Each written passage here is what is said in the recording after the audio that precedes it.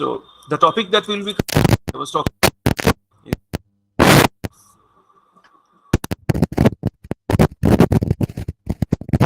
that you need to learn before we study state space modeling. Rabiul, sir আপনার কথা যে কিরকম মানে জিজির করতেছে। আপনার কথাও আমি শুনছি না। স্যার মাইক্রোফোনে স্যার স্যার নয়েজ মাইক্রোফোনে হচ্ছে স্যার নয়েজ অনেক। করতেছে। কমে গেছে না? Maybe মাইক্রোফোনে নয়েজ। Google. আচ্ছা, Google is maybe reducing the gain again. Let me check. আচ্ছা, so এখন possibly ঠিক আছে, right? জি স্যার, জি হ্যাঁ স্যার, হ্যাঁ, so please alert me if the volume goes down, ঠিক আছে? Yes sir. Unfortunately, it's a problem that I couldn't solve yet. আচ্ছা, so as I was saying, if you don't mind the lecture number, the topic that we'll be covering today is called the signal flow graph. It's called signal flow graph. Signal flow graph. এখন কি শোনা যাচ্ছে ঠিক মতো? Is there any disturbance? G sir, না no. Okay, thanks. So signal flow graph actually it's a representation of a system. আপনারা এর আগে সিস্টেমকে রিপ্রেজেন্ট করার জন্য দেখেছেন যে ব্লক ডায়াগ্রাম ইউজ করে, right? So this is another representation. It's another form of representation. এই রিপ্রেজেন্টেশনটা না শিখলে আমরা স্টেট স্পেস মডেলিং এর বাকি মডেলিংগুলো শিখতে পারবো না, একটু ডিফিকাল্ট হয়। So what is different then from a block diagram? Let's see. This is a typical block diagram of a system. The output is typically called C, the input is typically called R, the transfer function itself is called G. The same system, if you want to represent in signal flow graph, you will do like this.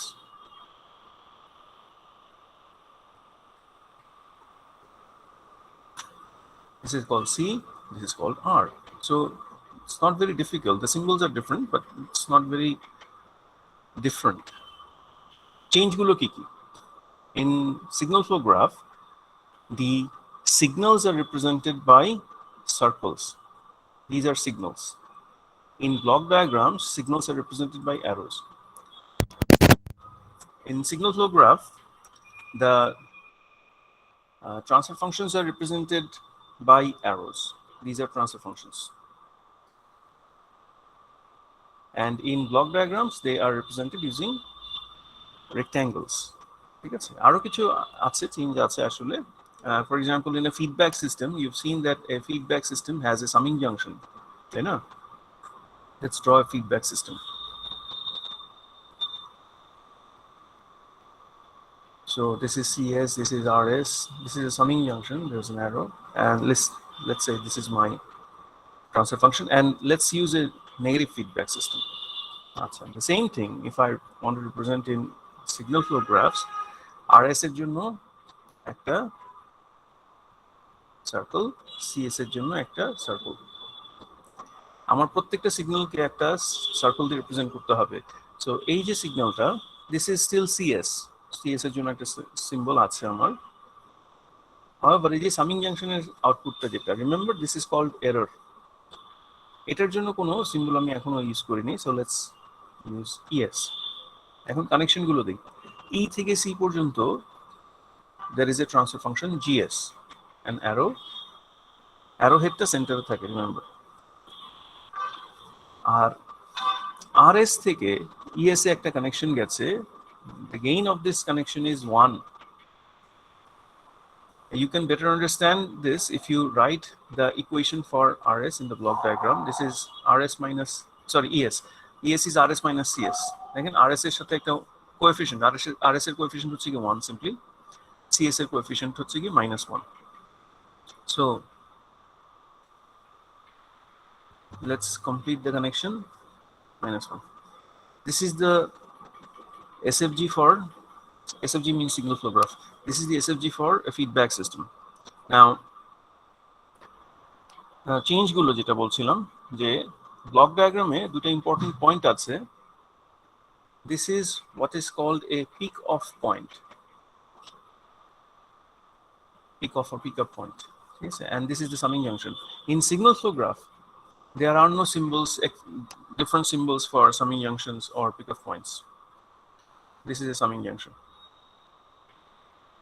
So this is another difference. So the summing junctions and pickoff points are implicit in SFG. These are understood. For example, এখানে যে দুটো signal add হচ্ছে, this should be understood. এখানে একটা signal আসছে RS থেকে, আরেকটা আসছে CS থেকে, and these are being added at this node. This is called a node. ঠিক আছে? This is called a node. All the circular points are called nodes. All right. So basic difference হচ্ছে কি এতটুকু, যে signal flow graph you only use circles and arrows, আর কিচ্ছু না, nothing else. When you draw a signal flow graph, sometimes it seems easier than block diagrams, and this is particularly helpful. Signal flow graphs are particularly helpful when we want to reduce complex systems, and you've only seen up to the feedback connection. You haven't seen much complex connections yet, but there could be complex interconnections. So this is really helpful when we want to reduce a complex subsystem, when we want to find the transfer function. Actually, the purpose of reducing is to find the transfer function. So this is really helpful when we want to reduce a complex system or find the transfer function of a complex system. Okay? Now, excuse me. There are some naming conventions, all right, which I want to show you. Let's start the whiteboard. I'll take you to the whiteboard. There are some naming conventions. One of these is that the circles are called nodes. Signal গুলোকে node বলা হয়, আমি বললাম আপনাদেরকে, তাই না? আর arrow গুলোকে বলা হয় simply you can call them transfer functions or transmittance, যেটাই বলেন না কেন। Usually বলে branches. Branch মানে তো জানেন গাছের ডাল। So usually branches. All right. Share the whiteboard with you.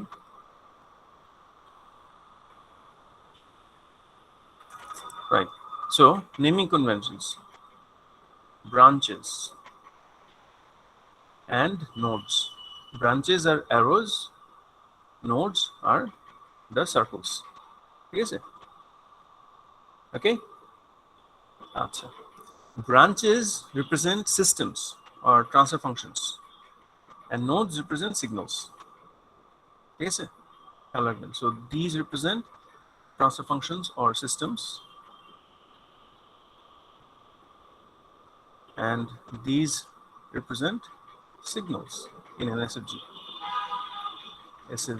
SFG nomenclature. All right. এই দুইটা ছাড়া আর কিছু থাকে না. The other are just interconnections. So in a signal flow graph, the name signal flow graph comes because in a signal flow graph, it is assumed that one signal travels through a transfer function to generate another signal. That's why signal flow. So RS flows through GS to produce CS. So that's why the name of signal flow graph. The signal flow graph of a system is not unique. One particular system can have more than one representation. Usually block diagrams are unique, but signal flow graphs are not unique. Okay, so if I give you a system, for example, you can produce, maybe different students will produce different signal flow graphs, and all of these could be correct. All right. So with this knowledge, are there any questions first? Are there any questions? Well, no, if not, then we can actually start to, let me get a snapshot. We can actually start to draw signal flow graphs from for different transfer functions or different systems. Let me grab a screenshot. Yeah, this one. Let's say you have a system like this. Now you want to draw the signal flow graph. Kiki korben. The first thing that you have to do is name each of the signals. Kothay kothay signal ache. Okay. So kothay kothay signal ache. You identify first in the block diagram and then name the signals. Acha. Kothay kothay signal ache. Remember each block, including the summing junction, each block has an output signal. So let's name the signals. Let's use green. So for example, CS is the output of this block. It already has a name. All right. This one, you have to give it a name. Anything, you can name this anything. You can call these V1, V2. So let's say V1 as this summing junction can be called V2 as the output of G1 has a name. Let's call it V3. And all the outputs of the other blocks as well. So you can say this is V4, this is V5, and this is V6. Again, the naming convention is not unique. You can call it anything you want. You can also order it in any way you want. That's it. The next thing that we want to do is draw a circle for each of the signals. প্রত্যেকটা সিগন্যালের জন্য একটা করে circle draw করব। Let's do this. RS এর জন্য first, let's start with RS. In the same line, there is V3, there is V2, and there is V1. Let's move a little bit to the right. Yeah, and we have CS at the right end, CS. Then just below V2 maybe, or between V1 and V2, we have V4, V5, and V6. So the spatial orientation, I'm keeping the spatial orientation almost intact. Now it's time to connect. Let's connect. So RS and V3 are connected through a transfer function G1. V2, again, summing junctions are a little bit difficult to draw in SFG, so it's better if you write an equation of the summing junction in the block diagram. So V2 koto hobe? Can anyone tell me what will be V2 in the block diagram in terms of the other V's? RS lagbe na, just use V1 2 3 4 egulo bolen. Sir, B3 plus B5 minus B4 যোগ B6. Very good, minus B6. আমি আর ব্র্যাকেটে S গুলো দিচ্ছি না to save space, আমার এখানে জায়গা কম. Very good. এই ইকুয়েশনটা যদি লিখতে পারেন, then you can understand the coefficients of each signals that are contributing to the output of the summing junction. যেমন আমার SFG তে আসি, আমি SFG তে let me use a different color. V2 কি সিগন্যাল দিয়ে গঠিত হয়েছে দেখেন, V3.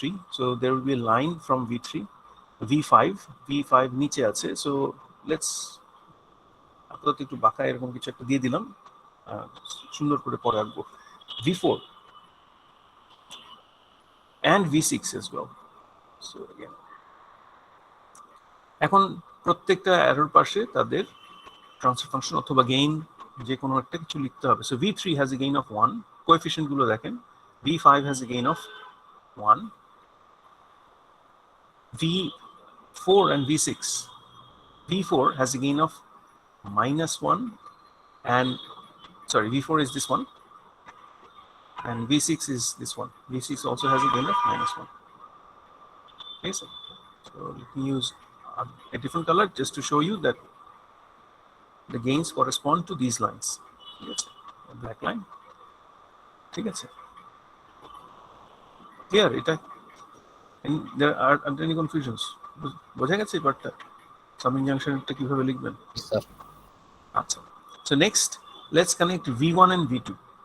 V2 থেকে V1 এ একটা লাইন যাবে and the transfer function will be G2. Again আমি ব্র্যাকেটে S গুলো লিখছি না to save space. V1 to CS, straight line, G3. আমার উপরের লাইন কানেক্ট করা হয়ে গেছে। Now it's time to connect the H blocks. তো এইচ ব্লকগুলোর আউটপুট সাইডটা আমি অলরেডি সামিং জাংশনে যোগ করে দিয়েছি। All I need to do is add a line from CS. প্রত্যেকটারই সিএস থেকে দেখেন একটা ইনপুট এসছে। Now what will be the gains of these lines? This will be 1 1 1. Again, if you want to understand why this is, write an equation for V4, for example. V4 is H1S times CS. ঠিক আছে? তো CS এর coefficient তো H1 তাহলে, তাই না? নাকি? জি sir, H1। H1. So, and this is what you will write here, not 1. So let me correct this, H1. What will be the coefficient of the line from C to V5? C to V5. কত হবে? V5. H2। Very good, H2. বুঝে গেছেন। And V6 বুঝতে পারছেন মনে হয়? H3, right? So basic concept হচ্ছে, all you need to do to write the transfer functions of the gains is to write an equation for the signal. ঠিক আছে? For example যেমন দেখেন, আমি যদি V1 এর জন্য একটা সিগন্যাল লিখতে চাই, V1 সিগন্যালটার ডেসক্রিপশন লিখতে চাই, this is V2 into G2. So V1 থেকে V2 এর মধ্যে যে গেইনটা হবে, দ্যাট ইজ G2. দেখেন, that is the same thing that I রোট here, এই যে G2. সো ব্লক ডায়াগ্রামে যে রিলেশনশিপটা আছে, সেম রিলেশনশিপ এসএফজিতে মেনটেন করতে হবে। সো যদি চেক করে দেখেন, প্রত্যেকটা সিগন্যালের জন্য এখন রিলেশনশিপ ব্লক ডায়াগ্রামে যা আমার এসএফজিতেও কিন্তু তাই আসছে। ঠিক আছে? ক্লিয়ার? এইভাবে this is how you transfer a block diagram into SFG. ঠিক আছে? জি স্যার। অলরাইট। সো এই টেক্সট, এই টপিকটা দুইটা টেক্সট বই থেকে আমি পড়াই। একটা হচ্ছে আপনাদের যে মেইন টেক্সট বই সেটা, আর আরেকটা টেক্সট বই আছে যেটা থেকে আসলে আলাদা করে লাগবে না, বাট অ্যাজ এ রেফারেন্স ওগাতার যে 4th এডিশন সেইটা। আবির? স্যার যেখানে V3 থেকে V2 গেইন 1, হুম, স্যার এখানে হ্যাঁ একটা সামিং জাংশন আছে এই জন্য। হ্যাঁ হ্যাঁ, সামিং জাংশন, সাধারণত সামিং জাংশনগুলোর আউটপুট ইকুয়েশন থেকে আপনি রিলেশনশিপটা বুঝতে পারবেন। সো V2 ইকুয়েশনটার দিকে যদি তাকান লেফট হ্যান্ড সাইডে, V2 হচ্ছে গিয়ে V3 plus V5 minus V4 minus V6। প্রত্যেকটা সিগন্যালে যে V1 2 3 4 5 এগুলো তো সিগন্যাল, তাই না? সিগন্যালের নাম।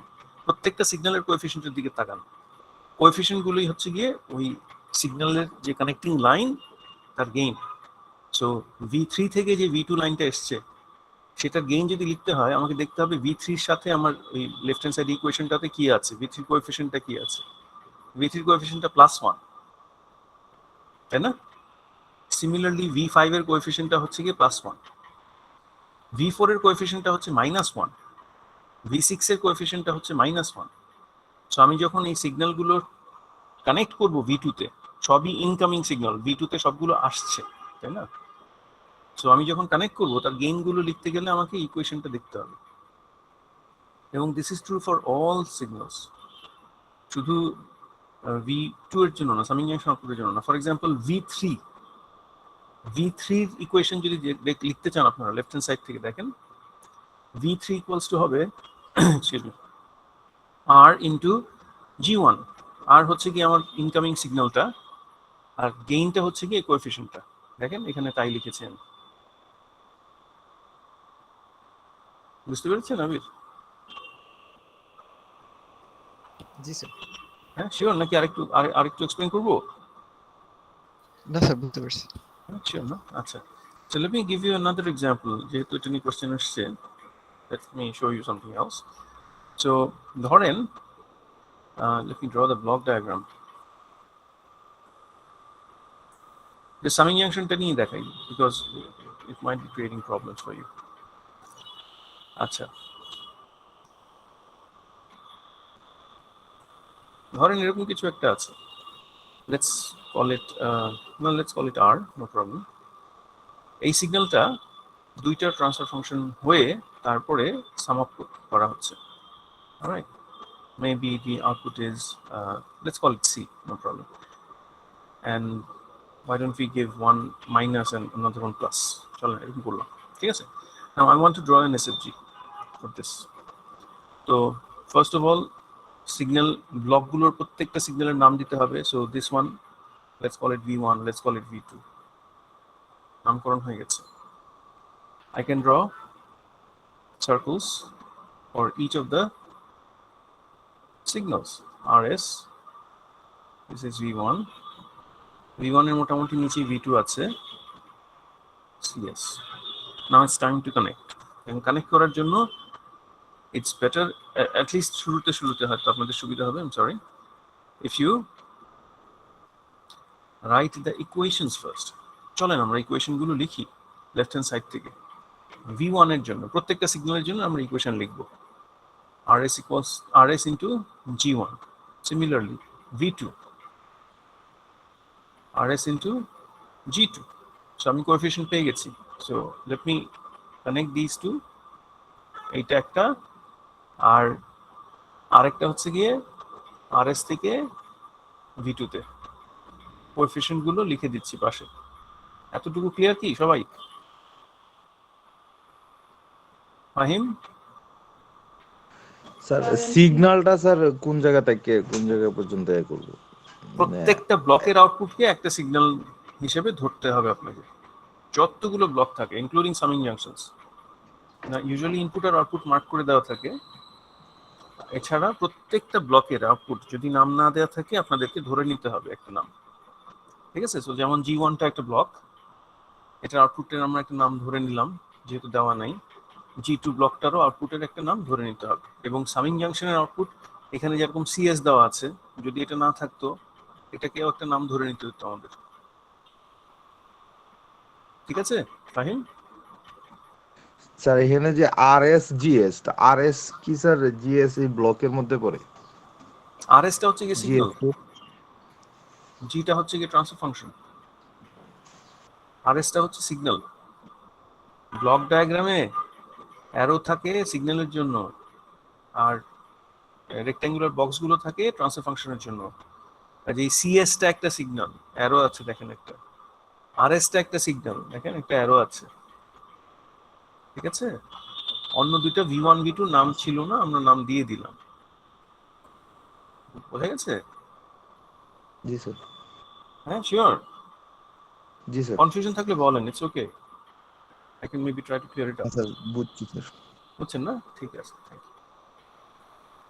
তাহলে এসএফজি ড্র করতে গেলে যেটা বলছিলাম যে it's better to write the equation first. Equation লিখলাম আমি, ইকুয়েশন লিখে এখন এই দুইটা লাইন আমি কমপ্লিট করে দিলাম। এখন বাকি আমার সিএস এর ইকুয়েশন লেখা। চলেন সিএস এর ইকুয়েশন লিখি। সিএস দেখেন simply minus V1 plus V2 হবে, তাই না? তার মানে কোএফিশিয়েন্ট গুলো যদি লিখি, this is -1 into V1 plus just simply 1 into V2। Coefficient গুলো খেয়াল করেন। তাহলে আমি যখন V1 থেকে একটা কানেকশন দিব, কানেকশনের ডিরেকশনটা আমি ব্লক ডায়াগ্রাম দেখে দেখে দিচ্ছি যে কোন সিগন্যাল থেকে কোন সিগন্যালে গেছে, ঠিক আছে? গেইন গুলো নিব আমি এই যে এখান থেকে, V1 এর সাথে গেইন আছে -1, এটার সাথে গেইন আছে 1। সো এই হবে গিয়ে ট্রান্সফার ফাংশন এর এসএফজি, এই ট্রান্সফার ফাংশন এই সিস্টেমটার এসএফজি। আবির এখন বোঝা গেছে কি? জি স্যার, বুঝতে পারছি। শিওর না? ঠিক আছে, কনফিউশন থাকলে আমাকে বলবেন, I will try to clear it up before I finish the class. Fahim বলুন। স্যার এখানে CS এর সিগন্যাল এ বের করলেন স্যার, কিন্তু RS এরটা কি তাইলে বের করা লাগবে? RS তো একটা ইনপুট, আমরা তো আউটপুটের বের করি, আউটপুটের expression with respect to input বের করি। জি স্যার বুঝছি। এই যে এরকম, যেটা সবচেয়ে বেসিক ব্লক ডায়াগ্রাম, এরকম এটা আমার ইনপুট, এটা আমার আউটপুট। ইনপুট দেওয়া আছে, ইনপুট বলা থাকে যে ইনপুটটা এরকম হবে, ধরেন একটা ডিসি সিগন্যাল হলো বা একটা এসি সিগন্যাল হলো, এখানে একটা ট্রানজিস্টর সার্কিট আছে ধরেন, আউটপুট কি পাবো। তো আমরা ইনপুট আর ট্রান্সফার ফাংশন যদি দেওয়া থাকে দুইটার সাপেক্ষে আমরা আউটপুটটা বের করার চেষ্টা করি। তো আমরা সবসময় আউটপুটের ইকুয়েশন লিখি, ইনপুটের না। ঠিক আছে? জি স্যার, স্যার আরেকটা স্যার, হ্যাঁ বলো। স্যার B1 এর ক্ষেত্রে RS আর G1S দিলাম, তো B1 হ্যাঁ। স্যার RS CS দুটার সাথে কানেক্টেড আছে, আবার CS যেহেতু B1 আর B2 এর সাথে কানেক্টেড আছে, এই জন্য আপনি কি ওই দুইটা অ্যাড করলেন, আর ওইটাতে তো করেন না, এর জন্য বলতেছি। আমি বুঝিনি, আবার আবার বলুন প্রশ্নটা আরেকবার একটু বলুন। স্যার CS এর সাথে হ্যাঁ। B1 B2 দুইটা যোগ করা হয়েছে না CS এর সাথে? হ্যাঁ, এই যে দেখেন দুইটা সিগন্যাল এই মিলে সিএসটা তৈরি হচ্ছে, এই যে সবুজ কালার দিয়ে দেখেছেন। সো এর জন্য ওই V1 V2 সিগন্যাল দুইটা এসএফজি তে সিএস এর সাথে কানেক্ট করেছে। কিন্তু স্যার আচ্ছা। B1 এর সাথে কি স্যার CS যুক্ত নাই? V1টা তো একটা ইনপুট হিসেবে যাচ্ছে সিএস এ, গেল তো ওই যে V1 থেকে সিএস একটা লাইন গেল না, এই যে এটা। জি স্যার, বুঝছি স্যার, এখন বুঝছি স্যার, হ্যাঁ ইনপুট হিসেবে শিওর সেই শিওর, জন্য। হ্যাঁ ক্লিয়ার হলেন। আচ্ছা, আর আরেকটা ছিল আপনার মনে হয় যে V1 এর সাথে আরএস কিভাবে যুক্ত, এই যে V1 আরএসটা দেখেন এখান থেকে এই ব্লকের ভেতর দিয়ে V1 জেনারেট করতে হেল্প করতেছে। যে কোনো একটা ট্রান্সফার ফাংশন যদি দেওয়া থাকে, ট্রান্সফার ফাংশনের শর্তটা ছিল এরকম যে ট্রান্সফার ফাংশনটা থাকলে আমরা আউটপুটটাকে এইভাবে লিখে দিতে পারি। এটাই ছিল ট্রান্সফার ফাংশনের সবচেয়ে বড় একটা গুণ, যে আমরা অ্যালজেব্রার মতো এইভাবে লিখে দিতে পারি, input Times transfer function this is equals to output. এই কনসেপ্টটাই যেখানে ব্যবহার করেছি, দেখেন যে V1 আর V2 তে আমার ইনপুট হচ্ছে RS, ট্রান্সফার ফাংশনটা একবার G1 একবার G2, এই দুটা রেসপেক্টিভলি গুণ হয়ে V1 V2 তৈরি করে। আর সামিং জাংশনটা আবার কোনো ট্রান্সফার ফাংশন নাই, কিন্তু দুইটা সিগন্যাল অ্যাড হচ্ছে। তো সামিং জাংশনটা যেন V1 V2 যোগ বিয়োগ যেটাই হোক করে সামিং জাংশনটার আউটপুটটা রেডি হচ্ছে। যদি এখানে একটা ট্রান্সফার ফাংশন থাকতো, ফাহিম বলেন তো দেখি, ধরেন এখানে যদি এরকম থাকতো, ধরেন এখানে এরকম H দিলাম তারপর CS দিলাম, বলেন তো তাহলে এটার জন্য কি কি চেঞ্জ আনতে হবে আমাকে এসএফজি ড্র করতে গেলে? স্যার এখানে স্যার CS আর ESS হবে। কি কি সিএসআর হবে?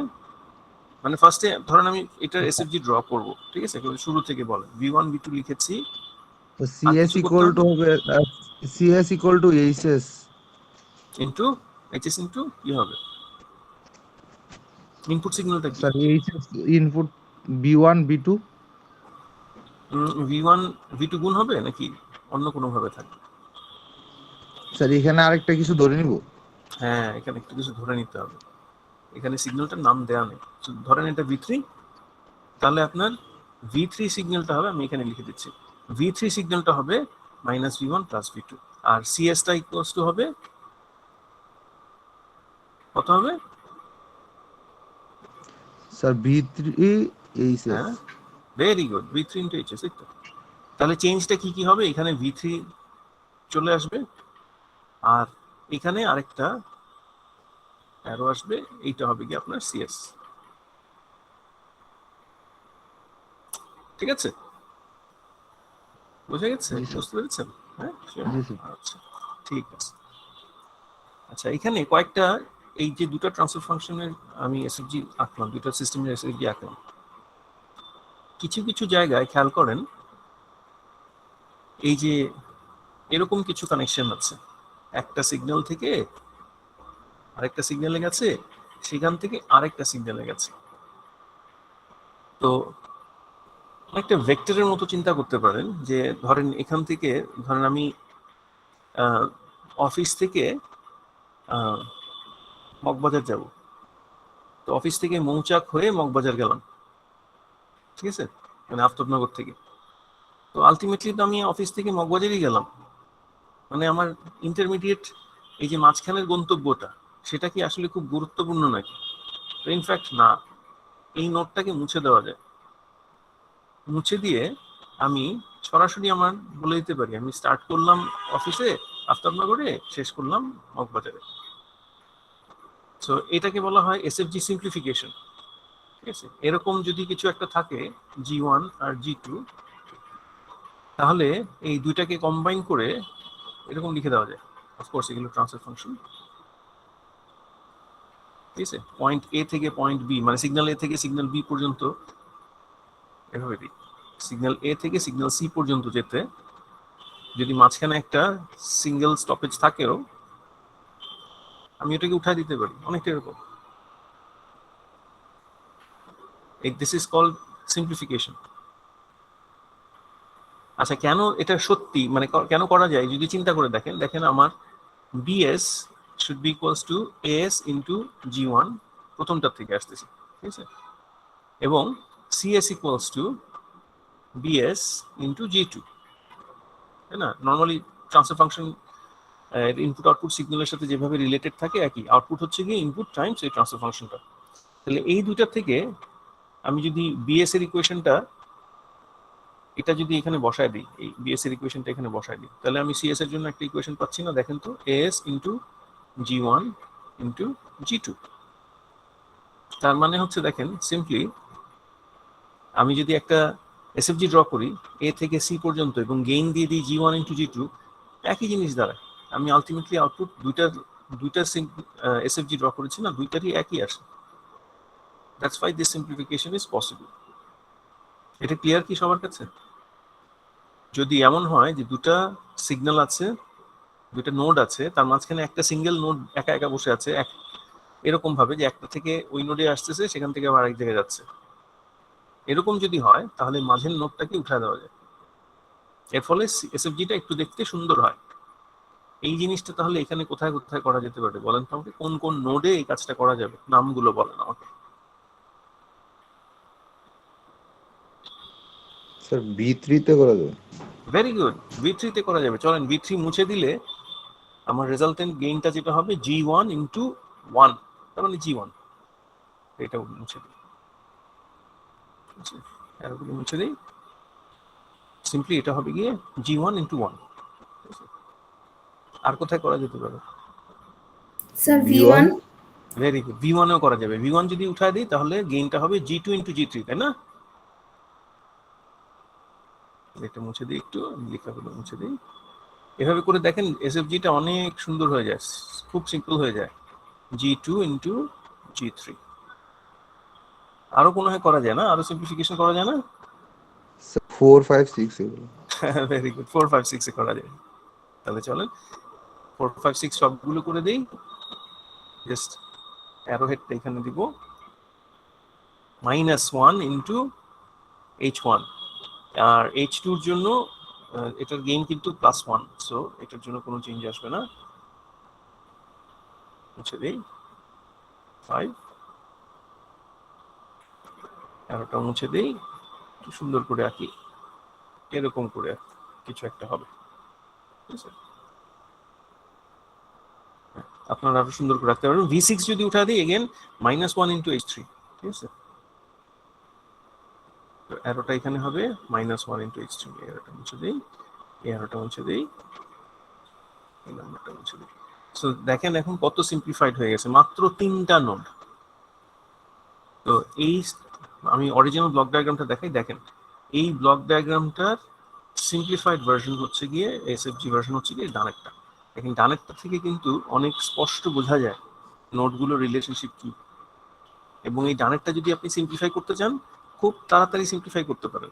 আমি এখনো দেখাই নেই মেথডগুলো সিম্পলিফিকেশনের, আমি দেখাচ্ছি একটু পরে, but it's really easy. SFG draw করলে যদি করতে পারেন খুব সহজ।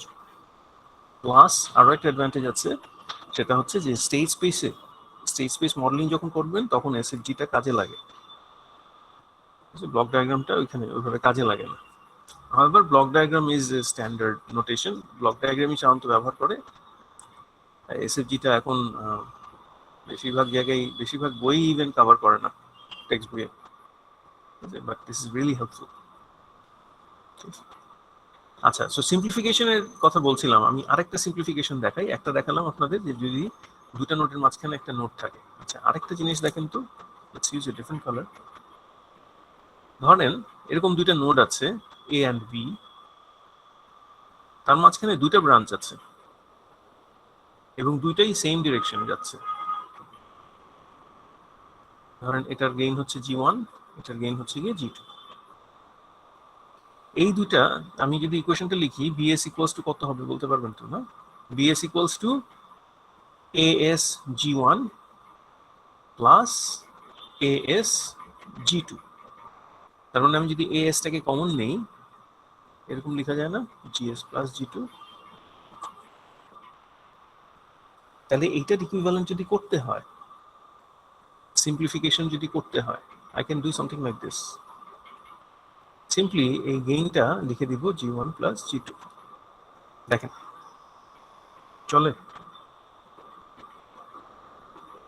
So this is another simplification. দুইটা প্যারালাল লাইন যদি থাকে দুটো নোডের মধ্যে এবং যদি সেম ডিরেকশনে হয়, রিমেম্বার সেম ডিরেকশনে হতে হবে, then the transfer functions can be added.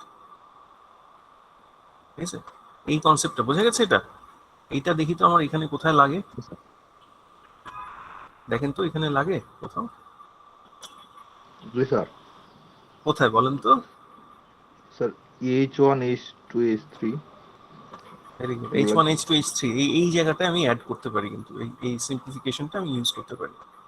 তাহলে সিম্পলি আমি যদি এই লাইনগুলো মুছে দিই, ঠিক আছে, আমার একটা লাইন থাকবে, তাহলে গেইনটা কি হবে লাইনের? সবগুলো যোগ বিয়োগ করে যা থাকে। সো আমার অরিজিনালটার মধ্যে ছিল -H1,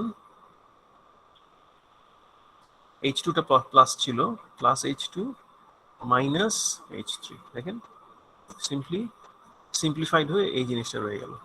দেখেন আলটিমেটলি ওই জটিল ব্লক ডায়াগ্রামটা সিম্পলিফাইড হয়ে একটা সিম্পল ফিডব্যাক সিস্টেমে কনভার্ট হয়ে গেল।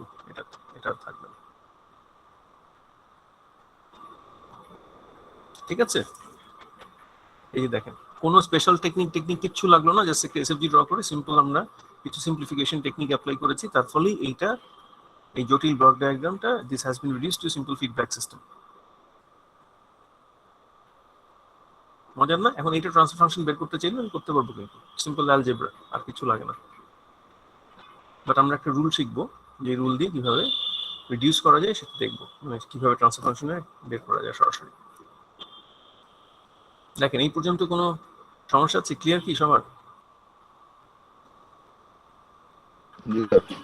শিওর না? আচ্ছা, একটা কোয়েশ্চেন করি আমি। এই জায়গা, এই দুইটা আমি অ্যারো আঁকি, এই লাইন আর এই লাইন, এই দুইটাকে কেন আমি প্যারালাল করতে পারতেছি না?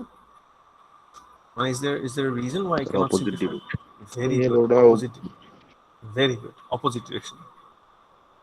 Remember, simplification তখনই সম্ভব যখন সেম ডিরেকশনে থাকে। ঠিক আছে, তো সিম্পলিফিকেশন আরো কিছু নিয়ম আছে, অসুবিধা নেই, আপাতত এতটুকু শিখি, যখন আমাদের আবার দরকার পড়বে আমরা শিখে নেব। ঠিক আছে, আপাতত এই দুটি আমাদের সবচেয়ে বেশি লাগবে সিম্পলিফিকেশন। অলরাইট, আরেকটা সিম্পলিফিকেশন আছে, ইনফ্যাক্ট আমি দেখাই দিতে পারি, দেখাই দিই চলেন। যদি এরকম থাকে, এরকম সাধারণত পাবেন না আপনারা। ধরেন এ বি, এই দুটা থেকেই let's call this C and let's call this D, এরকম কিছু আসছে। ঠিক আছে,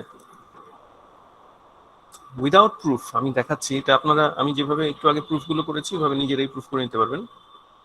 উইদাউট প্রুফ আমি দেখাচ্ছি যে এই গেইনটা হয়ে যাবে G1 G3, এই গেইনটা হয়ে যাবে G2 G3, this will be D, this will be A, this will be B।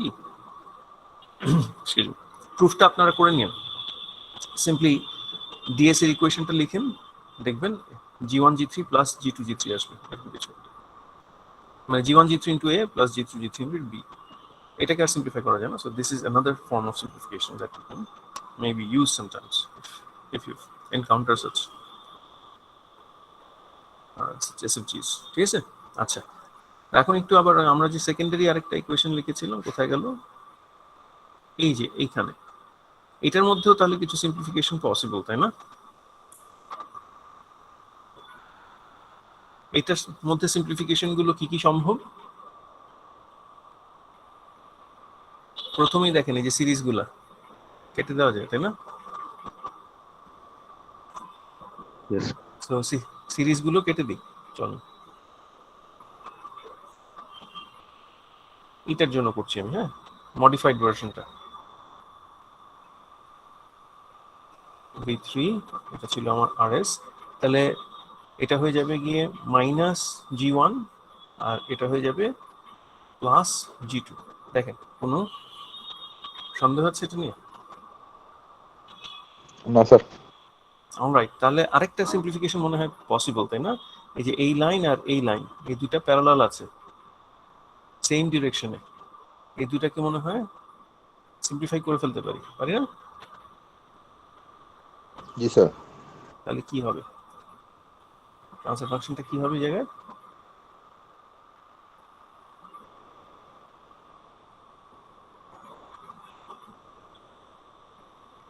বলেন তো মাঝখানের অংশটা কি হবে ট্রান্সফার ফাংশনটা, বল। So -g1 + g2। Very good, -g1 + g2। Finally এখন আরেকটা সিম্পলিফিকেশন পসিবলি করা যায়, দেখেন তো। এই যে এটা সিরিজে আছে মাঝখানে, এটাকে বাদ দেওয়া যায় না? জি স্যার। তাহলে সিম্পলি আলটিমেটলি আমার দাঁড়ালো এরকম, rs থেকে cs এটা যদি উঠায় দেই হবে -h × g1 + g2, তাই না? দেখেন ওই ট্রান্সফার ফাংশনটা, ওই যে ব্লক ডায়াগ্রামটা আমি যেটা এঁকেছি ওটা আলটিমেটলি সিম্পলিফাই হয়ে এইটা দাঁড়ায়। এখন যদি বলি ট্রান্সফার ফাংশন কত হবে সিস্টেমটার, cs/rs কত, সিম্পলি। তাহলে এইভাবে করে আপনারা সিম্পলি সিরিজ এবং প্যারালাল যে সিম্পলিফিকেশন মেথডগুলো আছে এই দুটো ব্যবহার করেই আপনারা অনেক ধরনের ট্রান্সফার ফাংশন বের করে ফেলতে পারবেন। এই ব্লক ডায়াগ্রামটাকে সিম্পলিফাই করে আলটিমেটলি এটা পাওয়া যায়। ওকে, সো অনেকখানি শিখে ফেলেছেন আপনারা। অলরাইট, কিছু কিছু ব্লক ডায়াগ্রাম আছে যেগুলো এত জটিল, এভাবে করতে গেলে সময় লাগে। করা যায় না তা না, অফকোর্স করা যায়, কিন্তু করতে গেলে অনেক সময় লাগে। একটা এক্সাম্পল দিই, ফর এক্সাম্পল এইটা,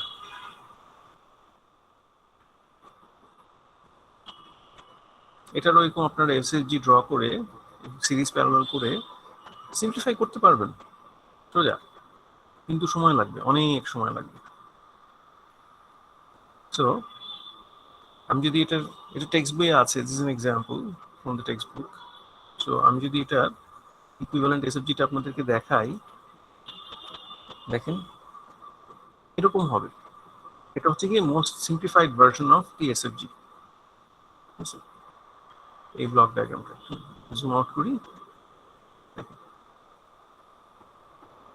সিম্পলিফাই করতে পারবেন, এসএফজি ড্র করতে পারবেন, দ্যাটস ফাইন। ট্রান্সফার ফাংশন কিভাবে বের করবো, cs/rs, এটা বের করা কিন্তু এখনো সহজ না, আর কোনো সিম্পলিফিকেশন পসিবল না। সো এই ধরনের সিস্টেমের জন্য যেখানে এসএফজি ড্র করে সিম্পলিফাই করার পরেও ট্রান্সফার ফাংশন বের করা তো ইজি না, সেই সবের জন্য একটা ফর্মুলা আছে, একটা রুল আছে, যেটাকে বলা হয় মেসনস রুল।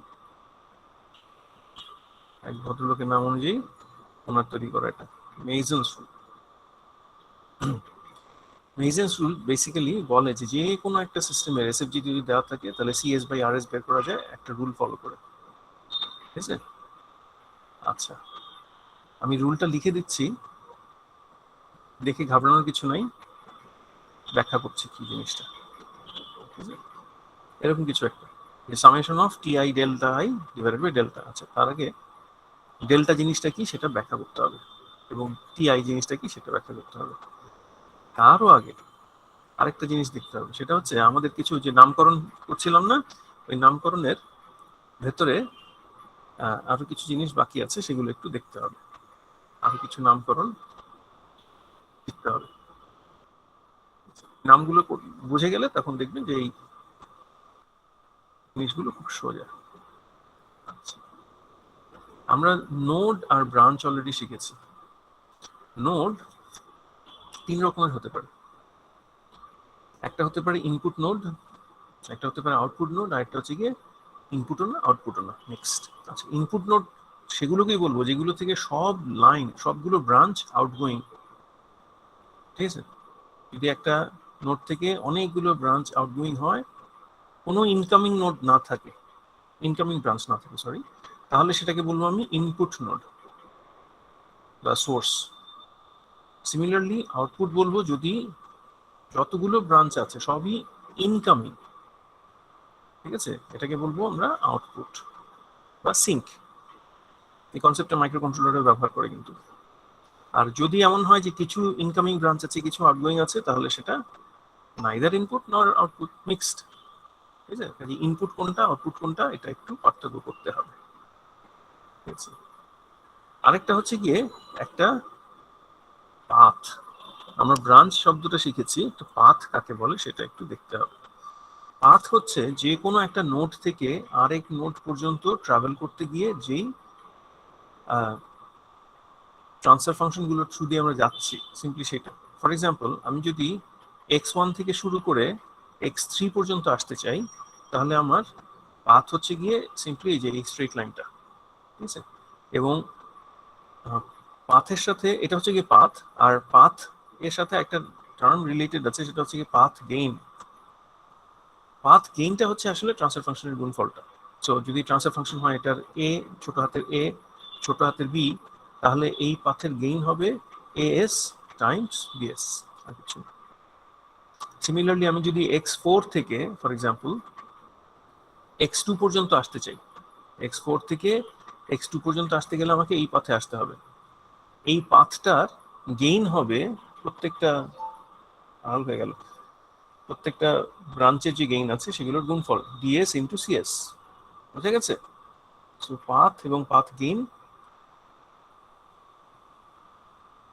বুঝতে পেরেছেন? পাথ কাকে বলে, পাথ গেইন কাকে বলে? পাথ হচ্ছে সিম্পলি একটা নোড থেকে আরেকটা নোড পর্যন্ত যদি অ্যারো হেড ধরে ধরে যেতে চান, যেতে পারেন, যেই পথ ধরে গেলেন সেটাই হচ্ছে কি আপনার পাথ।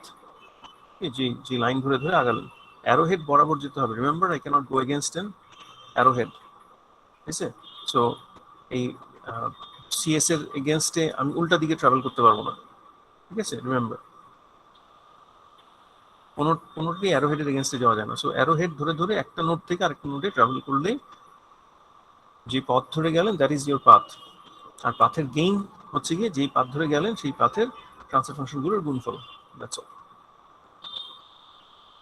আচ্ছা, পাথ ওপেন হতে পারে, ক্লোজড হতে পারে, এগুলো মানে other than open or close, third যেটা সেটা হতে পারে নাইদার ওপেন নট ক্লোজড, ঠিক আছে? এই কনসেপ্টটা একটু জরুরি, খেয়াল করেন। আপনি একটা পাথে যদি যান, হ্যাঁ,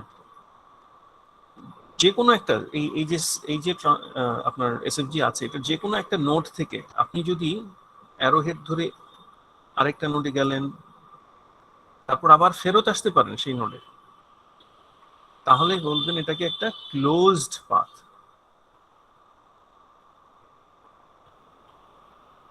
আরেকটা এসএফজি ড্র করেছিলাম, চলেন সেখানে একটু দেখি আমরা। কোথায় গেল? এই যে এইটা দেখেন, এখানে কয়েকটা এরকম পাথ আছে। যেমন এই V1 থেকে আমি যদি সরাসরি এখানে চলে যাই V3, তারপর এখানে চলে যাই, আমি আবার ফেরত আসতে পারি কিন্তু এই যে অ্যারো হেড ধরে। This is a closed path, ঠিক আছে? আচ্ছা, আরেকটা হতে পারে ক্লোজড পাথ, এখানে V3 থেকে এক্সকিউজ মি V3 থেকে V4, এটা একটা ক্লোজ পাথ। আরেকটা পাথ হতে পারে V3 থেকে এখানে গিয়ে আবার এখানে চলে আসলাম।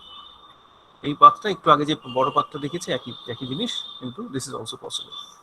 সো যে কোনো একটা নোড থেকে স্টার্ট করে অ্যারো হেড ধরে ধরে এগিয়ে আবার যদি সেই নোডে ফেরত আসতে পারি, this is called a closed path. একটা কন্ডিশন আছে ক্লোজ পাথের। Let me show you another SFG. এই এসএফজিটার ভিতরে দেখেন তো,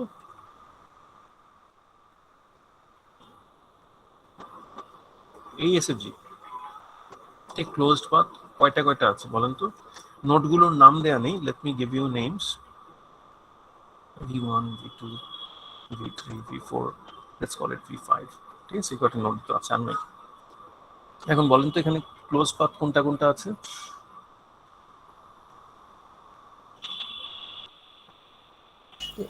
B2 B3 হয়ে যায় ফার্স্ট। ভেরি গুড, V2 একটা থেকে V3 আবার ফেরত যাওয়া যায় না, এটা ডট V3 ডট থেকে দিয়ে থাকে। V4 অলরাইট,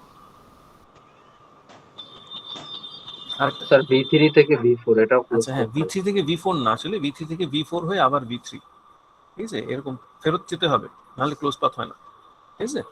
V3 থেকে V4 হয়ে আবার V3, ভেরি গুড। আরেকটা আছে না, দেখেন তো, আমি একটু অন্য কালার ইউজ করার চেষ্টা করি, দেখি ব্লু। V2 থেকে V3 হয়ে V4 পর্যন্ত, এই যে আবার অ্যারো হেড হয়ে, এই যে আবার এখানে হয়ে V2 তে ফেরত আসতে পারি না, দেখেছেন? V2 জি, স্যার। থেকে এরকম ডাইরেক্টলি এখানে গিয়ে আবার জি, স্যার। করে এটাও তো আসতে পারি, ফেরত তো আসতেছি, আমি অ্যারো হেড ধরে আসতেছি, ঠিক আছে।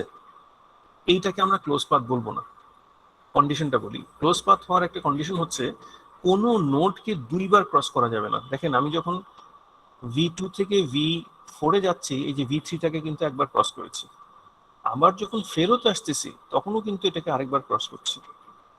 এরকম যদি হয় তাহলে আমরা ক্লোজ পাথ বলবো না। So the condition for closed path হচ্ছে no nodes can be crossed more than once, can be crossed more than once, ঠিক আছে। এটা হচ্ছে শর্ত। এই যে ক্লোজ পাথ খুঁজে বের করার সময় এটা মাথায় রাখবেন যে কোনো নোডকে আপনি দুইবার ক্রস করছেন কিনা। আচ্ছা, আরেকটু জিজ্ঞাসা করি। আচ্ছা, এই যে আমি V2 থেকে শুরু করে এখানে গিয়ে আবার এই যে ফেরত আসলাম, আমি তো V2 নোডকে দুইবার ক্রস করতেছি নাকি? না, ইনফ্যাক্ট ক্রস করছি না, আমি V2 থেকে স্টার্ট করেছি, V2 তে এসে থেমে গেছি, V2 কে কিন্তু ক্রস করে যাইনি, ঠিক আছে। সো ডিস্টিংশনটা আশা করি বুঝতে পারছেন। আমি যখন এদিক দিয়ে যাচ্ছিলাম V3 কে ক্রস করেছি, আবার যখন ব্যাক করছি V3 কে কিন্তু আবার ক্রস করেছিলাম। So that is not a close path, ঠিক আছে। ক্লোজ পাথের যে গেইনগুলা, যেই পথ ধরে আমি যে ক্লোজ পাথটা, যে পথটা, সেই পথের যে ট্রান্সফার ফাংশনের গেইন, সেগুলো গুণ করলে হয় ক্লোজ পাথের গেইন। সো ফর এক্সাম্পল, এই V2 থেকে V3 আবার V2, এই পাথের জন্য আমার গেইন হচ্ছে গিয়ে G2 ইন্টু H1। এটা বোঝা গেছে নিশ্চয়ই?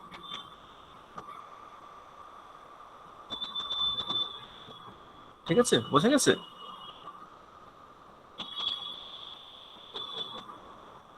জি স্যার। হ্যাঁ, শিওর তো? সবাই ক্লিয়ার কিনা দেখেন, একটু ভালো করে বুঝেন। আমি কিন্তু নেক্সট ক্লাসে এটার উপর একটা কুইজ নিব, বলে রাখতেছি আগে থেকে। কুইজ নিব, শর্ট কুইজ নিব, এমসিকিউ। কাজে ক্লিয়ার হন যে এটা বুঝতে পারছেন কিনা। সো ক্লোজড পাথ, একটা পাথ ক্লোজড কি ক্লোজড না, এইটা আপনাদেরকে আইডেন্টিফাই করতে হবে। যে রুলটা যে লিখেছি, মেজেন্স রুল, এটা বুঝতে গেল, ঠিক আছে।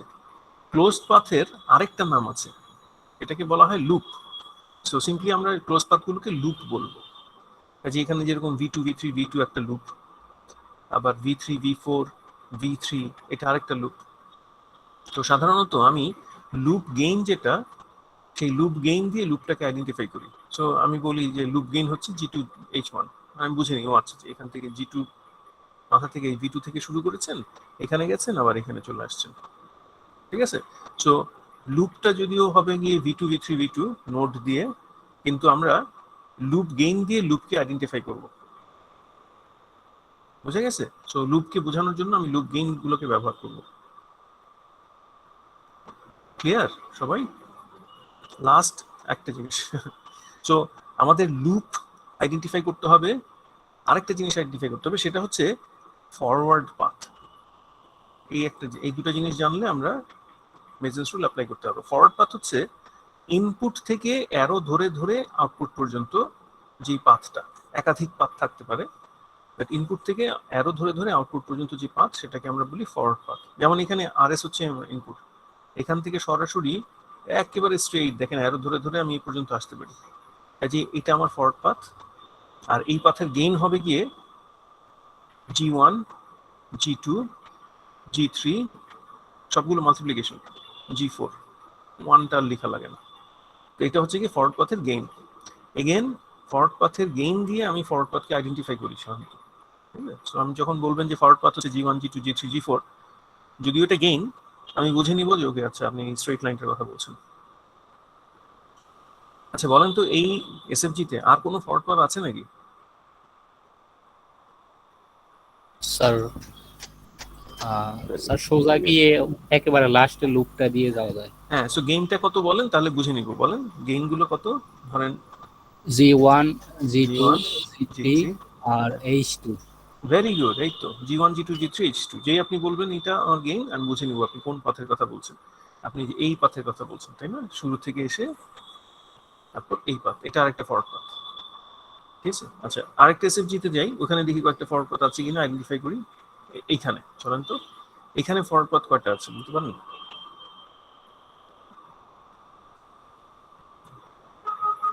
ফরওয়ার্ড পাথ আমি লিখে দিই। ফরওয়ার্ড পাথ এক নম্বর হচ্ছে আরএস থেকে সিএস পর্যন্ত, তা না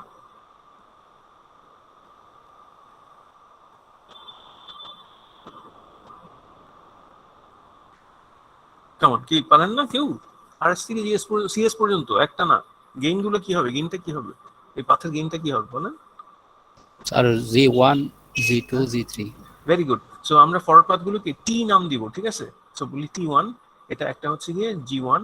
আর সুবিধার জন্য আপনাদেরকে আমি এই ব্র্যাকেটে এসটা লিখতে মানা করি, দরকার নেই কোনো, জাস্ট G1 G2 G3 লিখলেই হবে, আমি বুঝে নিব। ঠিক আছে, পরীক্ষার সময় বাঁচে। সো G1 G2 G3 এটা একটা ফরওয়ার্ড পাথ। আর কোনো ফরওয়ার্ড পাথ আছে? Sir G1 1 G3। Very good. কাজে আরেকটা ফরওয়ার্ড পাথ আছে G1 into 1, 1 না লিখলেও হয়, G1 into G3। So G1 1 G3। But আপনি যদি ক্লিয়ার থাকতে চান 1 চাইলে লিখতেও পারেন, কোনো সমস্যা নেই। G1 into 1 into G3 এটা একটা ফরওয়ার্ড পাথ। আর কোনো ফরওয়ার্ড পাথ নাই এখানে, ঠিক আছে? তাহলে আমরা একটা কাজ করি, এটার জন্য ফরওয়ার্ড পাথ আইডেন্টিফাই করলাম তাই না, এটার জন্য লুপ গুলোকে চলেন আইডেন্টিফাই করি একই সাথে। লুপ মানে close path. Close path identify করার জন্য আমি একটা ট্রিক বলি আপনাদেরকে। শুরু করবেন একেবারে লেফট সাইডের নোড থেকে, এটা থেকে স্টার্ট করবেন। দেখেন এই নোডে কোনো ক্লোজ লুপ বা ক্লোজ পাথ বা লুপ আছে কিনা, নাই। না থাকলে তারপরেরটা আসেন, এখানে দেখেন কোনো লুপ আছে কিনা। যে কটা লুপ আছে একবারে লিখে দিবেন একটা পর একটা। এখানে একটা লুপ পাবেন আপনারা। লুপগুলোকে আমরা এল দিয়ে আইডেন্টিফাই করি, চলেন। একটা হচ্ছে G1 G2 মাইনাস H1, দেখেন তো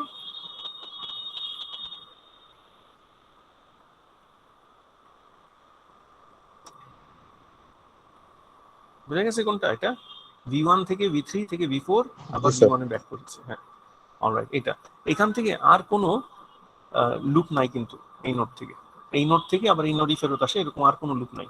ওকে, চলেন নেক্সট টাইম মুভ করি V3 তে একটা লুপ আছে G2 minus H2 into minus H2, ঠিক আছে? আর কোনো পাথ নাই যেখানে V3 থেকে ঘুরে ফিরে আবার V3 তে ফেরত আসে, এটাও শেষ। V4 এ আসি, V4 এ কোনো লুপ নাই, ঠিক আছে? V5 এ আসি, V5 এ আছে তাই না? কি হবে? G3 into minus H3। সবগুলো লুপ কভার হয়ে গেছে, দেখেন আর কোনো লুপ পাবেন না আপনি। এভাবে সিস্টেম্যাটিকলি যদি বাম থেকে ডানে আসেন কখনো ভুল হবে না। তো দেখেন আমাদের সব ফরওয়ার্ড পাথ আইডেন্টিফাই করা হয়ে গেছে, সব লুপ আইডেন্টিফাই করা হয়ে গেছে। এখন মেজেন্স রুল অ্যাপ্লাই করতে পারবো আমি, ঠিক আছে? চলেন, এই ইনফরমেশনটা থাকলে মেজেন্স রুল অ্যাপ্লাই করা যায়। তার আগে আরেকটা জিনিস করতে হবে, সেটা হচ্ছে এই যে লুপগুলো আছে না, এই লুপগুলোর ভেতরে কোনো লুপ আছে যেগুলো একটা আরেকটাকে টাচ করছে, ঠিক আছে? কিভাবে বুঝবো টাচ করছে? সেই লুপগুলোর মধ্যে কমন কোনো নোড থাকবে, ঠিক আছে? তো দেখেন আমার এটা হচ্ছে গিয়ে L1 এই বড়টা, এইটা হচ্ছে গিয়ে L2, এটা হচ্ছে গিয়ে L3। আমাকে বলতে পারবেন কি আপনারা যে কোনো লুপ কি আছে যাদের মধ্যে কমন কোনো নোড আছে? জি স্যার। কমন নোড তো বুঝতে পারছেন, হ্যাঁ হ্যাঁ, কোনটা বলেন? L1 আর L2 এর মধ্যে ভেরি গুড, কোন নোডটা কমন? স্যার এটা V4। ভেরি গুড, V4 নোডটা কমন। ইনফ্যাক্ট V3 নোডটাও কিন্তু কমন, কারণ V1 থেকে আপনাকে V4 আসতে হলে V3 হয়ে আসতে হয়, ঠিক আছে? তো দুইটা কমন নোড আছে আসলে। তো কমন নোড যদি থাকে এরা টাচিং, ঠিক আছে? আমাকে আইডেন্টিফাই করতে হবে নন টাচিং আছে নাকি, ঠিক আছে? তার মানে কোন কোন লুপ আছে L1 L2 L3 ভিতরে যাদের মধ্যে কমন নোড নাই, এন্ড 1 আর 2 পেলাম না, 1 আর 3 এর মধ্যে কমন নোড আছে L1 L3 ভিতরে? না স্যার। নাই নাই নাই, হ্যাঁ নাই। সিমিলারলি L2 L3 এর ভিতরে কিন্তু কমন নোড নাই। কাজে দেখেন আমি 2 জোড়া নন টাচিং লুপ পেয়েছি। সো নন টাচিং লুপ 3টা ট্রিপ্লেস করেও থাকতে পারে, ট্রিপ্লেস করে খুব কমই থাকে, বাট পেয়ার করে করে পাওয়া যায় সাধারণত দুইটা, মিনিমাম 2টা নন টাচিং লুপ থাকতে পারে, ঠিক আছে? ইনফ্যাক্ট এই লুপটা যদি, এই যে L3 লুপটা যেটা, ঠিক আছে, এটা যদি এখানে হতো, এখানে না হয়, তাহলে কিন্তু এটাও টাচিং হতো, ঠিক আছে? সো আমাদের এটার ক্ষেত্রে নন টাচিং লুপ আইডেন্টিফাইড হয়ে গেল। নাও আমি আসলে মেজেন্স রুল অ্যাপ্লাই করতে পারবো। কিভাবে করব চলেন আপনাদের দেখাই। মেজেন্স রুলে বলে যে CS by RS is equals to summation of TI delta I divided by delta। আচ্ছা, প্রথম কথা হচ্ছে এই টিটা হচ্ছে গিয়ে ফরওয়ার্ড পাথ, আইটা হচ্ছে নাম্বার অফ ফরওয়ার্ড পাথস। কাজে এই সামেশনটা হবে গিয়ে T1 delta 1 plus T2 delta 2 plus চলতেই থাকবে, যে কটা ফরওয়ার্ড পাথ পাবেন আপনি। আমাদের এখানে দেখেন 2টা ফরওয়ার্ড পাথ পেয়েছি, সো আমাদের 2টা বেশি লাগবে না, ঠিক আছে? সো আমাদের CS by RS টা হবে T1 delta 1 plus T2 delta 2 divided by delta. Delta জিনিসটা কি? ডেল্টার একটা স্পেশাল ফরম্যাট আছে, ঠিক আছে? ডেল্টা হচ্ছে 1 minus summation of loop gains. Loop gain হচ্ছে যে L1 L2 L3 এগুলা, ঠিক আছে? ব্র্যাকেটটা লাগবে না, সাইনটা প্লাস মাইনাস করে অল্টারনেট করতে থাকে। প্লাস হচ্ছে summation of non touching loop gains in pairs, দুইটা করে। একটু ডান দিকে যাই,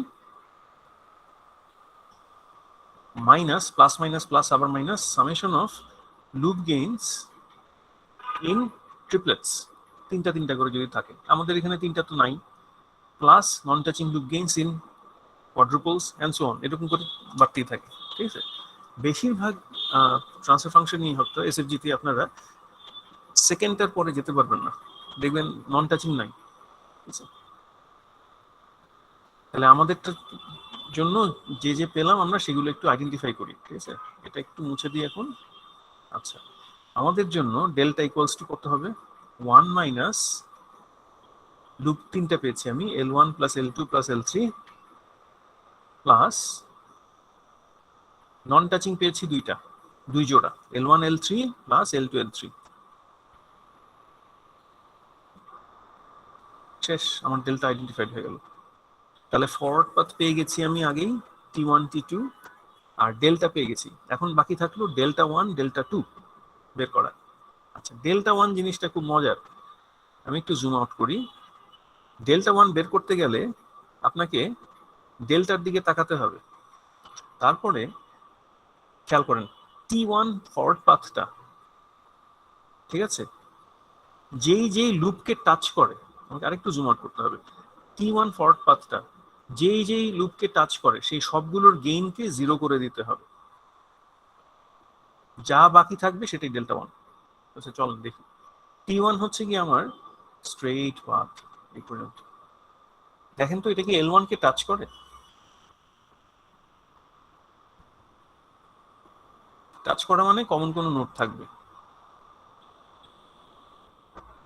এই T1 পাথটা কি L1 কে টাচ করে? This is my T1। G sir. যদি করে তাহলে আমি এখানে এটার গেইনটাকে 0 করে দিব। T2 কে L2 কে টাচ করে T1?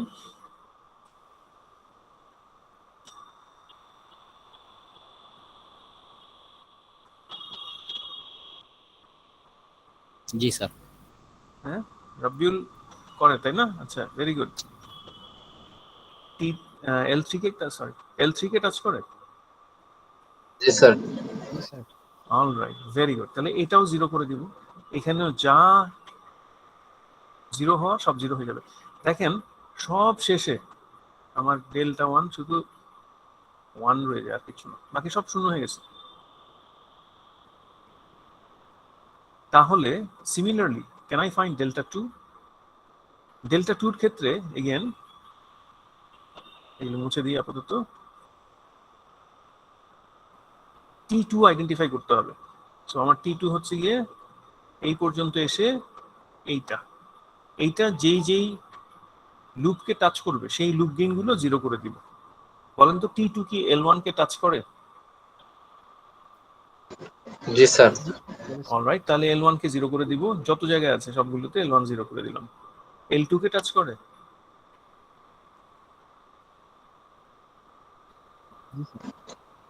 জি স্যার করে। হ্যাঁ করে, এই যে নোটটা, এই নোটটা টাচ করে কিন্তু। কাজে L2 0 হয়ে গেল, এখানে L2 0 করে দিলাম। ফাইনালি L3 কে টাচ করে কিনা?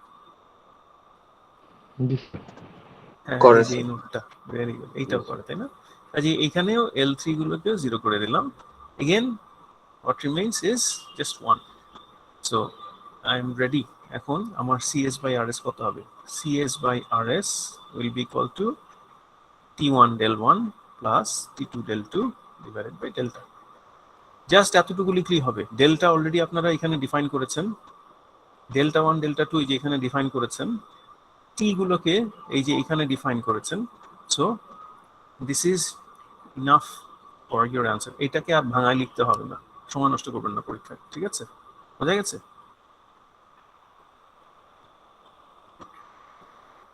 মানে স্যার এগুলোর ভ্যালু গুলো আর বসাবো না স্যার? না, আর কিছু বসাতে হবে না, কারণ আপনি অলরেডি আগে থেকে তো বসায় বসায় আসতেছেন। আমি যে অর্ডারে করলাম সেই অর্ডারে করবেন। প্রথমে ফরওয়ার্ড পাথ বের করবেন, তারপরে লুপ বের করবেন, নন টাচিং লুপস বের করবেন, তারপরে ডেল্টা বের করবেন, এই যে এটা, তারপরে delta 1 delta 2, finally CS by RS লিখে দিবেন। ডান।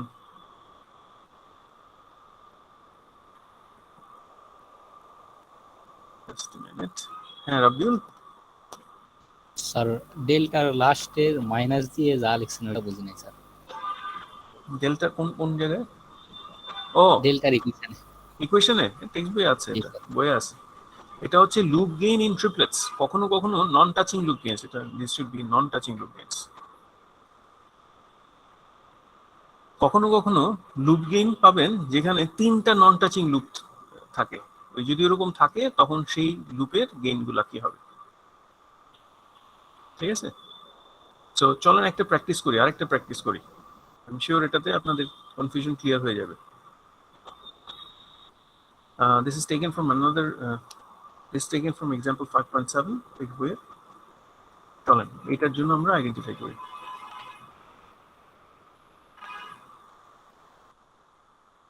ভালো করে খেয়াল করেন, আমি নাম ধরে ধরে জিজ্ঞাসা করব। এটা হচ্ছে কি আপনার এসএফজি।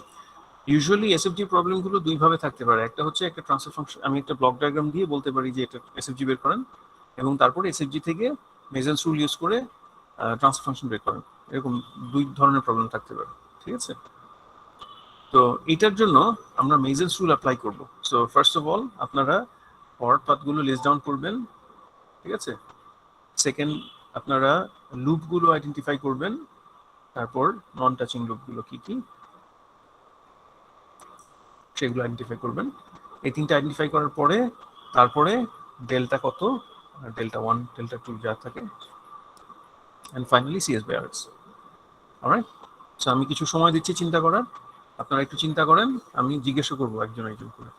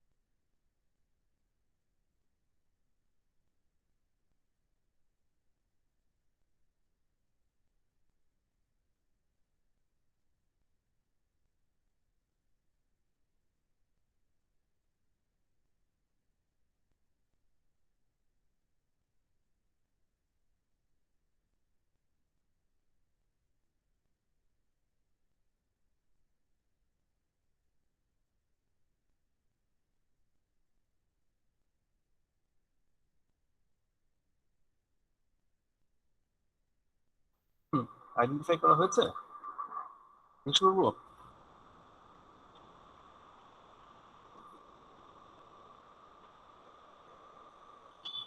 মোহাম্মদ সাইদ, বলেন তো এখানে ফরওয়ার্ড পাথ আছে নাকি? জি স্যার, একটা আছে। একটা আছে, আচ্ছা ভেরি গুড, থ্যাংক ইউ। আচ্ছা ঠিক আছে, থ্যাঙ্কস। আসানুল, জি স্যার, দেখি এই ফরওয়ার্ড পাথটা কি? এটা আরএস থেকে সিএস পর্যন্ত। জাস্ট গেইনটা বলেন, গেইনগুলো বলেন, পথের গেইনটা, তাহলে বোঝা যাবে কোনটা। ঠিক আছে, sir G1 G2 G3 G4 G5। Very good, very good, ঠিক আছে, থ্যাংক ইউ। আচ্ছা নিয়াজ, বলেন তো এখানে লুপ পেয়েছেন কিছু? জি স্যার, অনেকগুলো লুপ আছে। আচ্ছা না, আচ্ছা যে কোনো একটা লুপ বলেন তো আমাকে, মানে লেফট সাইড থেকে শুরু করলে ভালো, লেফট নোড থেকে। তাহলে বলেন দেখি আমাকে একটা নোড, একটা লুপ বলেন আমাকে। G2H1। Very good, thank you Niaz. G2H1 একটা লুপ পেয়ে গেছি, তাই না? তো আমি এখানে একটু লিখি লুপগুলো, সবাই কাউন্ট করেন যে কয়টা লুপ পেলাম আমরা। হ্যাঁ, L1 পেলাম আমরা, G2H1 স্পষ্ট করে লিখি। আচ্ছা পুলক, ইয়েস স্যার। বলেন আরেকটা লুপ বলেন আমাকে। নিয়াজ বলেছে অনেকগুলো আছে। জি স্যার। স্যার ইয়েতে ইয়েটাও তো একটা লুপ স্যার, এই যে লার্জ যেটা G6 G8। G6 G8 এটা? জি স্যার, বাট হচ্ছে এখানে আরেকটা লুপ আছে, এটা নিয়ে আর কি কনফিউজ। G6 G8 হচ্ছে কি জাস্ট এইটা আর এইটা, এটা কি একটা লুপ হলো? লুপের গেইন হলো? জাস্ট দুটো ব্রাঞ্চ, ইন্ডিপেন্ডেন্ট একটা ব্রাঞ্চ, আরো কিছু থাকবে না সাথে? জি স্যার, মানে H4টা কি এটার সাথে আসবে কিনা সেটা নিয়ে কনফিউজ। আচ্ছা থ্যাংক ইউ, ঠিক আছে, আমি কনফিউশনটার জন্য আরেকজনকে জিজ্ঞাসা করি। ঠিক আছে, আব্দুল্লাহ আল হাদি, বলেন তো H4টা কি লুপের ভেতরে থাকবে? স্যার G7 আর H4 একটা লুপ হয়। G7 H4, আচ্ছা thank you. Fatema, Fatema ji sir. বলেন তো, ও বলছে, হাদি বলছে G7 H4 একটা লুপ হবে, কিন্তু বড় স্যার, লুপের এখানে ভেতরে থাকবে না, ঠিক আছে কি? V6 স্যার হচ্ছে V5 V6 V5 এভাবে হবে। আচ্ছা V5 থেকে 6, এটা তার মানে G7 আর H4 মিলে একটা লুপ হচ্ছে নাকি? জি স্যার। আচ্ছা থ্যাংক ইউ, ঠিক আছে, ভেরি গুড। আচ্ছা জুনায়েদ, জুনায়েদ আছেন নাকি? হ্যাঁ, এই যে পুলক বলছিল যে বড় লুপটা আইডেন্টিফাই করতে পারেন?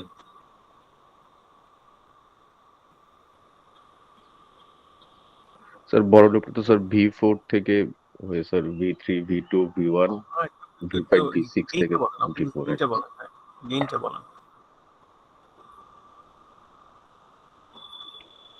স্যার গেইনটা হবে sir G2 G3 G4 G5 হ্যাঁ হ্যাঁ, আপনি বলে যান, অসুবিধা নেই। G6 G7 G8। Very good, thank you Junayed, very good. আচ্ছা দুইটা লুপ হয়ে গেছে, ফাহিম আমাকে আরেকটা লুপ বলেন।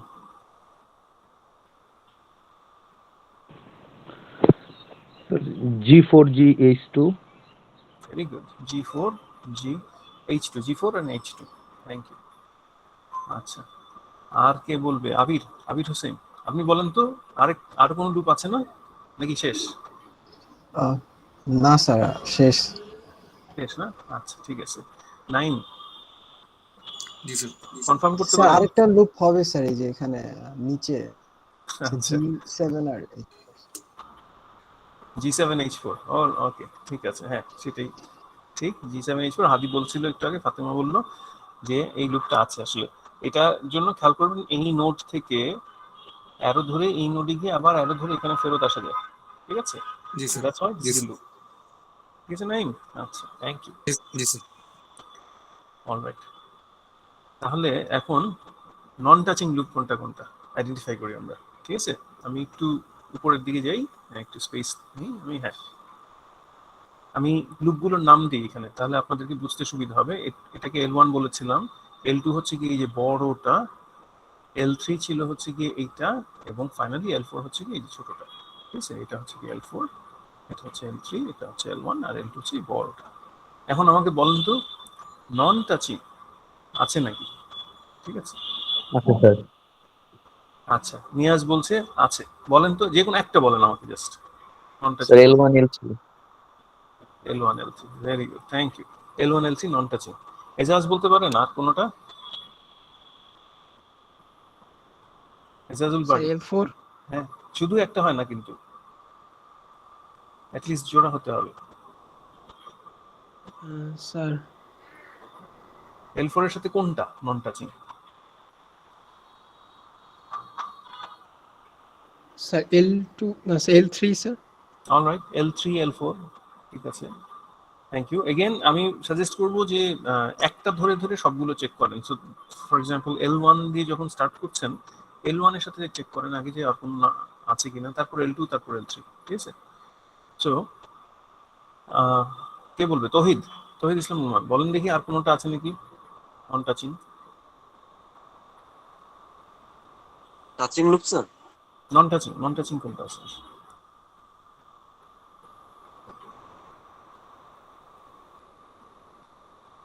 নো স্যার, নাই স্যার। নাই, নন টাচিং নাই। ওকে, ফেরদৌস, ফেরদৌস হাত তুলেছেন, বলেন। Sir L1 L4। Okay, very good, L1 L4। Touhid miss করেছেন, L1 L4, thank you.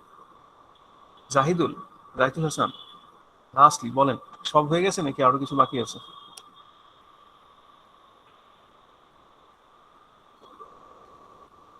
Zahidul কি আছেন ক্লাসে?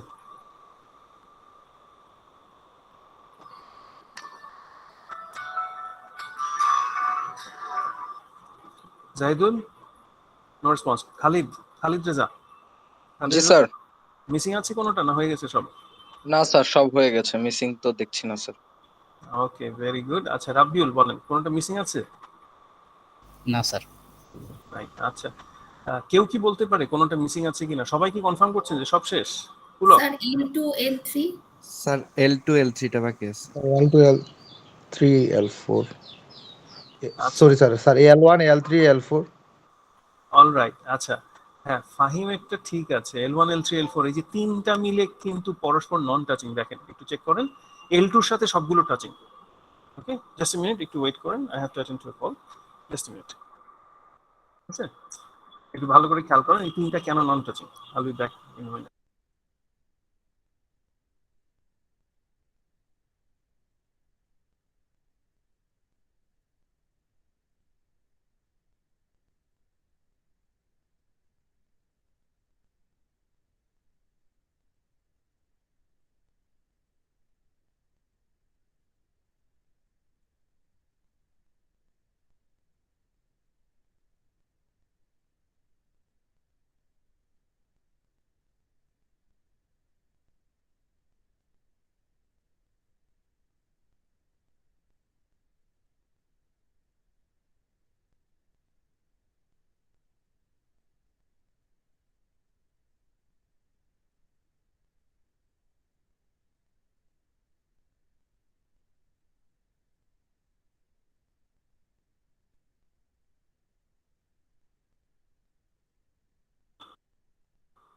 বুঝতে পেরেছেন যে তিনটা, এই যে আমি বলছিলাম না যে মাঝে মাঝে তিনটা নন টাচিং থাকে। দেখেন L1 L2 কেও, L3 কেও টাচ করছে না, L4 কেও করছে না, L3 ও L4 কে করছে না। তাহলে এই তিনটা কিন্তু স্পষ্ট বোঝা যাচ্ছে যে তিনটা পরস্পর নন টাচিং আছে। দিস ইজ ইউনিক, এটা সাধারণত থাকে না। ঠিক আছে, সো এইটা একটা নন টাচিং লুপ। তাহলে দেখেন আমাদের ফরওয়ার্ড পাথ হয়ে গেছে। ফরওয়ার্ড পাথ ছিল T1, G1, G2, G3, G4, G5। আমাদের নন টাচিং লুপ হয়ে গেছে চারটা পেলাম। ঠিক আছে, নন টাচিং তিনটা জোড়ায় জোড়ায়, দিস আর ইন পেয়ার্স, ঠিক আছে, আর দিস ইজ ইন ট্রিপলেটস, একটাই মাত্র ট্রিপলেট আছে। ঠিক আছে, আর লুপ পেয়েছি চারটা। এখন আমি যদি ডেল্টা লিখতে চাই, ঠিক আছে, ডেল্টা হবে 1 minus summation of loop gains. যে কটা লুপ আছে গেইন গুলো যোগ করে দেবেন। এখানে আমরা লুপ গেইন দিয়ে লুপকে আইডেন্টিফাই করি, তাই না? প্লাস মাইনাস তারপর প্লাস, নন টাচিং লুপ গেইনগুলা যোগ করে দিবেন, L1 L3 plus L3 L4 plus L1 L4 plus minus triplets একটাই আছে, আর কিছু নেই। ঠিক আছে তো, ক্লিয়ার এটা? জি স্যার। আচ্ছা, তাহলে আমার এই ক্ষেত্রে T1 আছে, কাজেই শুধুমাত্র একটাই ডেল্টা 1 থাকবে। এখন ডেল্টা 1 বের করার জন্য আমাকে T1 আইডেন্টিফাই করতে হবে, করেছি আমরা। যে কয়টা লুপকে টাচ করছে সবগুলোর গেইন 0 করে দিব এই ডেল্টার ভেতরে। বলতে পারেন L1 কে কি টাচ করছে T1টা?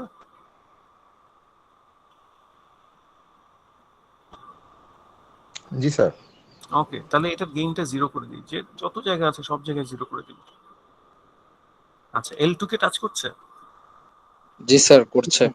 রাইট, L2 কেও টাচ করছে, সো 0 করে দিলাম। L3 কে টাচ করছে? জি স্যার। রাইট, জি স্যার। L3 কেও টাচ করছে, তাই না? সো সবগুলো 0 হয়ে যাবে এখানে। L1 টা 0 হয়ে যাবে, L3 টা 0 হয়ে যাবে। L4 কে টাচ করছে কি? না স্যার। আচ্ছা করছে না, কাজে এটা রয়ে গেল। আচ্ছা দেখেন, গুণফলের ভেতরে একটা যদি 0 হয় তাহলে কিন্তু 0 হয়ে যাবে। সো আমি যে কার্লি ব্র্যাকেটস দিয়ে দেখাচ্ছি সবগুলো 0, ঠিক আছে? কাজে আমার রয়ে গেল শুধুমাত্র ওই যে উপরের সার্কেল করে দিয়েছি এই L4টা। তাহলে this is my L4. So CS by RS is equals to T1 delta 1 by delta. No. In fact আপনারা CS by RS এই যে ইকুয়েশনটা, এটা একেবারে চাইলে শুরুতেও লিখতে পারেন। একেবারে শুরুতে লিখে ফরওয়ার্ড পাথেরও আগে এটা দিয়ে স্টার্ট করতে পারেন। তারপর ফরওয়ার্ড পাথ T1 বের করলেন, loops L1 L2 L3 L4 non touching loops delta 1, এটা করলেও হবে। ডান। তো মেজেস রুল বোঝা গেছে? জি স্যার। জি স্যার। আচ্ছা, আমি দুইটা সুজি দিচ্ছি, বাসায় প্র্যাকটিস করবেন আপনারা। দাঁড়ান, আরেকটা দিচ্ছি, তারপরে স্ক্রিনশট নেন। এটা বাসায় প্র্যাকটিস করে স্ট্রিমে আপলোড করে দিবেন, ঠিক আছে? গুগল স্ট্রিমে সলিউশনটা আপলোড করবেন। এই যে এই দুইটা, হ্যাঁ, স্ক্রিনশট নিয়ে নেন আপনারা একটু। আবির বলেন। স্যার ওখানে ডেল্টা 1 এর ভ্যালুটা আর বসানোর দরকার নেই। না না, আর বসানোর দরকার নেই, কারণ সবগুলো তো বের করেই ফেলেছেন আপনি, খামাখা সময় নষ্ট করা, তাই না? আনলেস ওই ট্রান্সফার ফাংশনটা এরপরে আপনি কাজে লাগাবেন, আমার জন্য আর লেখার দরকার নেই। মানে আমি বুঝে নিব যে আপনি পেরেছেন জিনিসটা। ওকে, বুঝতে পেরেছি? এটা একটু স্ক্রিনশট নিয়ে নেন, বা আমি আপনাদের স্ক্রিনশট সাপ্লাই করতে পারি। দিব? আমি স্ক্রিনশট দিব নাকি আছে আপনারা নিয়ে নিয়েছেন? স্যার নিয়ে নিয়েছি, তারপরে আচ্ছা ঠিক আছে, নিয়ে নিলে তাহলে সমস্যা নেই, মানে আমি আর তাহলে দিচ্ছি না। তাহলে আপনারা এটা সলভ করেন, সলভ করে আপলোড করে দিন। That will be the end of a Mason's rule and reducing complex systems, multiple subsystems or complex systems. ঠিক আছে, চ্যাপ্টার 5। সোজা না? ছোট্ট, খুবই ছোট্ট। Alright, I'll stop the recording.